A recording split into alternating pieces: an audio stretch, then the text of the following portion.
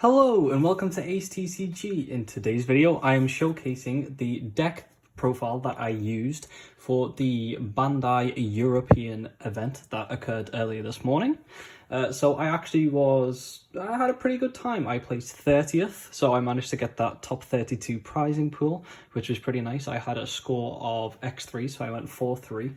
And my matchups were round 1, I played against a purple player and won. Game 2, I played against a green player, won.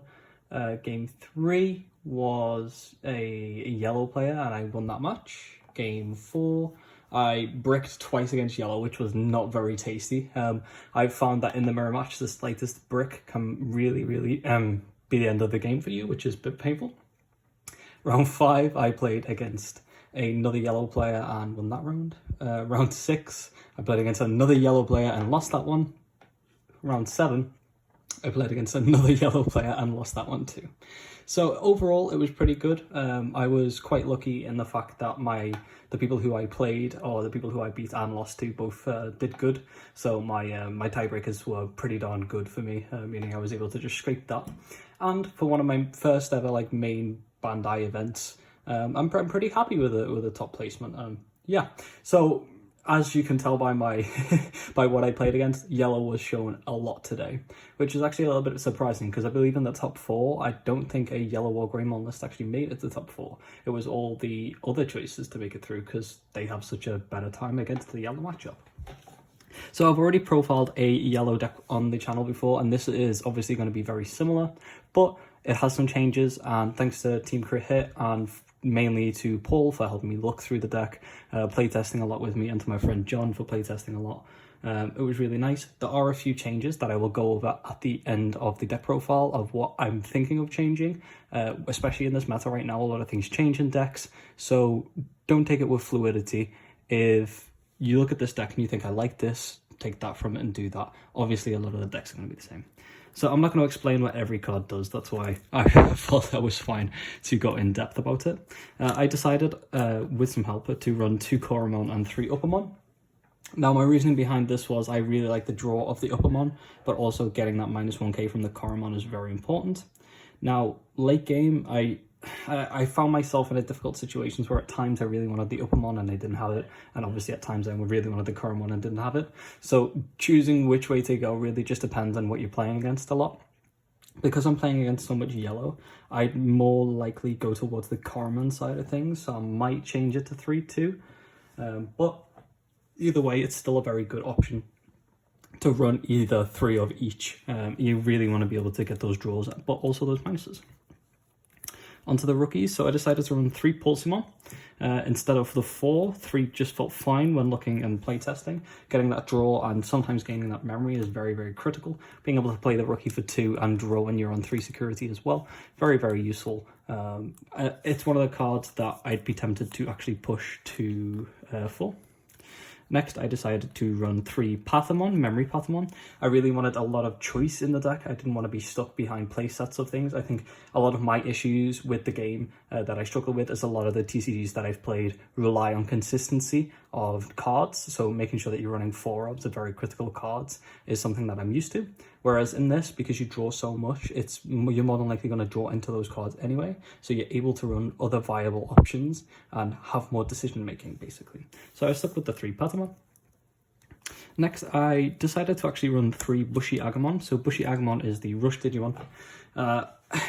Today, it didn't do too much for me. The reason I tried this is because in a lot of games and testing, I thought that if I had a Bushy here, it would be game, or if there'd be times where I'd have 2 Bushies and be able to summon them both because of the Angemon effect and then just swing for game, and it felt fantastic to have both.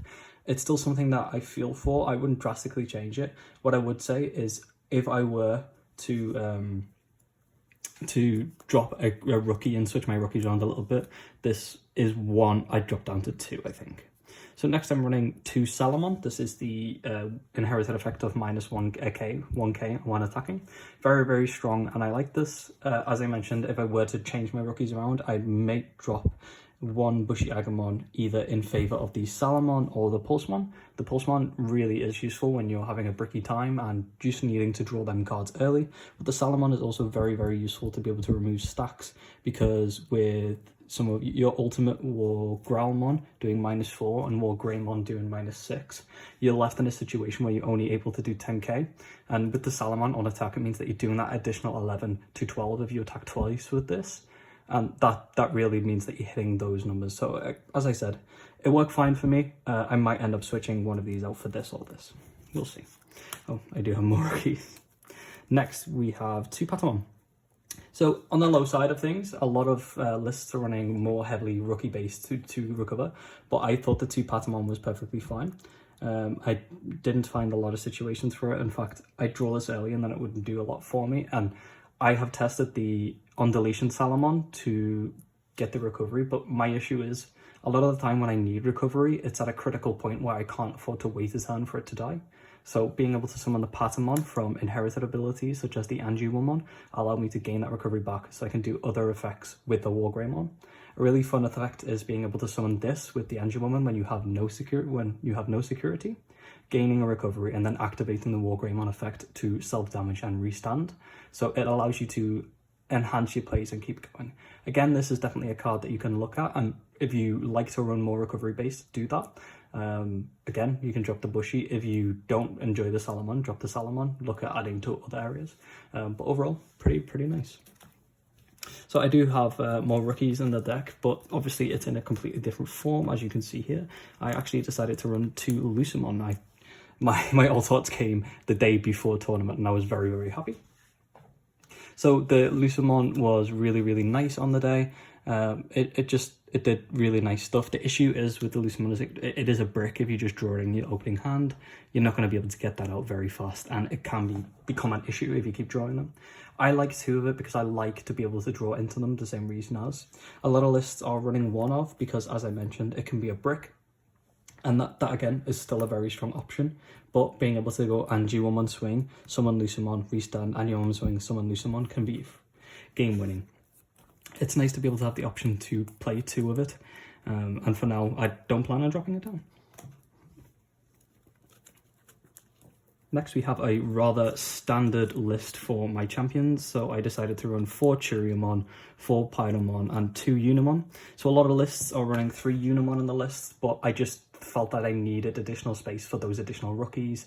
I really wanted a more removal-based mega line, so I needed the options to run 7 level 6 megas, and one of the slots that had to come was also from the champions. Now, if you like 11 champions over the 10, it's perfectly understandable. For me, I didn't really have a huge issue with it because I draw so much. I was always usually finding myself with them, but that 11 one can come in handy if you need it. On the day, pretty darn good. Again, being able to run 6 blockers was fantastic. It didn't come up a lot because I play against so much yellow and they just remove your blocker anyway. So yeah, that's that. But that was because of my matchups. Yeah, we'll talk a little bit more about the... Oh, sorry, I've just knocked my camera. I'm such a professional. We'll talk a little bit more about the mirror match at the end of the deck profile.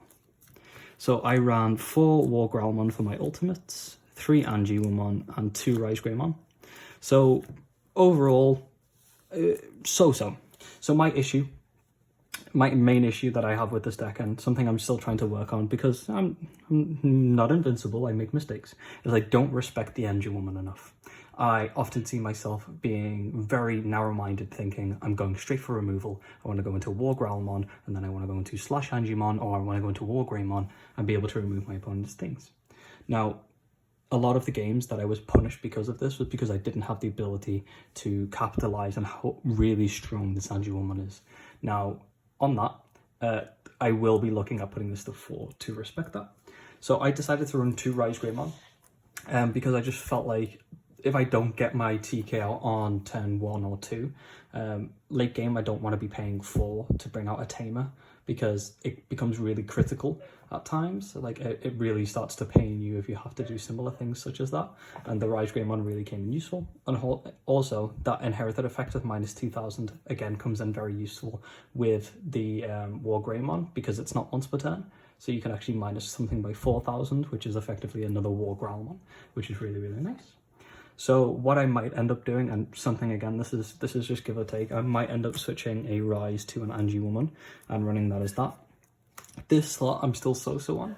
I saw a lot of people today running the starter deck Angie Woman, the recovery Angie Woman, and that is perfectly fine, and I saw people get value from it, and that was nice. My main issue is that when I want to build a full stack up, it just does nothing for me because it has no inherited effect, and obviously your Digivolution effects don't go off when you're in the raising area. So I like the Wargreymon because I can bring it out and then still gain value from that. Effectively draw a card from the TK and then go into my Wargrey and then do additional damage and stuff. So I think this will be what my move will be. I will move a one Wargreymon to an Angie Woman because I need to respect this card more. You should always try and go into the Angie Woman, apart from like maybe first time, because getting that Wargreymon with a slash is of course OP and fantastic. Next, I was running 4 Wargreymon. It's a Wargreymon list, of course. My fourth one is actually on the way. It's in the post, but I don't think post will deliver tomorrow because it's Sunday. And I ran 3 Angemon. Now, a lot of lists were running 2 and 1 Magna, or just running Magna to try and counter the yellow. Very, very nice if you're going to face a lot of yellow decks. That's an option.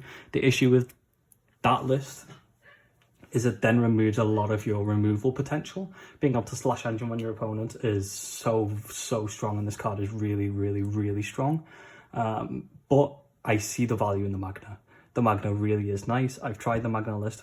As I said, when you play against yellow using the Magna, you have a much more favoured matchup. But when you play against other decks, that's when you start to lose a little bit of that consistency.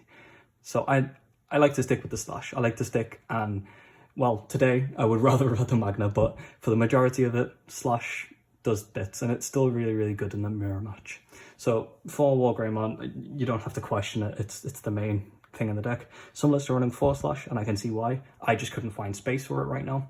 I'll be spending a lot of time looking at the deck, and the deck will evolve a lot more. You'll more than likely see even an additional Wargreymon list again in the future on the channel. I like to show what I'm changing, but this really did nice to me. Being able to slash Angemon once you've used your Wargreymon and minus 12k to something from your opponent is nice. And that underneath with the Patamon as well is just free real estate, really. And to finish off the Digimon, we ran 3 Chaosmon. So Chaosmon was kind of an MVP for me today because obviously I played against a lot of yellow, and yellow really struggles to deal with that 14k unless they Valdoram's you. So what I tend to do is, if I've got a little bit of advantage on my opponent, I am already ahead, or what a lot of people were doing all day, because obviously I played 5 mirror matches. Yes, I played 5 mirror matches where they were building in a raising area. So they'd play some things, I would move out my stack, do my shenanigans, remove anything that they've played apart from the Wargreymon or whatever that they have here, and then I would just Valdoram's, even if it was a small amount of value, because worst case scenario, they have to Valdoram's my Valdoram's, and that's putting me to usually around 9 memory. And that just felt fantastic at times. And being able to swing with the Valdoram's when you have the Angie Woman underneath just really secures that ability to continuously like cycle things out. One thing you have to be careful of course, in that scenario is if your opponent has the Wargreymon, don't attack with the Valdoram's until you can remove that, because they'll be able to swing into it without having to check your security and lowering the risk of that Wargrey dying. So just be careful, try and get as much value from these as you can. But the same as an ultimate in any game, don't hold back too much, get value when you need it. And next I run 3 Blinding Ray and 3 TK. I don't really have to talk about this too much. Blinding Ray is so very strong, and so is TK. So I wouldn't change the 3 TK. Someone asked me today why I wasn't running 4 TK, because I was running 2 Rise. And my issue was, well, I didn't want to heavily rely on that Rise. Really, I didn't want to run more TK just because I'm running the 2 Rise. I think 3 TK is heavily consistent, and it works perfectly. And the reason I was running the Rise was just to help get that free consistency out, get that efficiency going. Really nice. But along, like in normal, 3 is fine. I don't want to draw too many of this because, like I said, late game, you don't want to be paying for memory for effectively a draw. And even at late game, if you're very unlucky, you can have different colors in your security and could eventually self-damage. So that's something that I want to be careful of. I don't really want to see this in my security late game because I'm terrified that I'm going to check a Wargreymon or a Valorant and lose the game because of it. Blinding Ray is very, very strong. I was running 2 in my last list, I think, but 3 is so necessary. It's so good being able to just follow around Blinding Ray, especially in the mirror match as well. Blinding Ray, just so that you can like memory lock your opponent consistently, is nice. Late game Blinding Ray when you've got no security. In one of my matchups, I used 3 Blinding Rays straight up, and I went from 3 to 9 memory, and from that I just absolutely snowballed, which is ridiculous. And it just does a lot of bits. Now, overall, as I said, there are a few changes that I would make, and I pretty much went over them. A few things here and there with the rookies, changing to make sure that I have that additional Digimon, and overall, I've learnt a lot from the tournament. It was really, really nice. Now, I did see and hear a little bit about maybe second place, I think, had a Ceresmon list, which is pretty darn exciting. I think first place was a Megazoo list.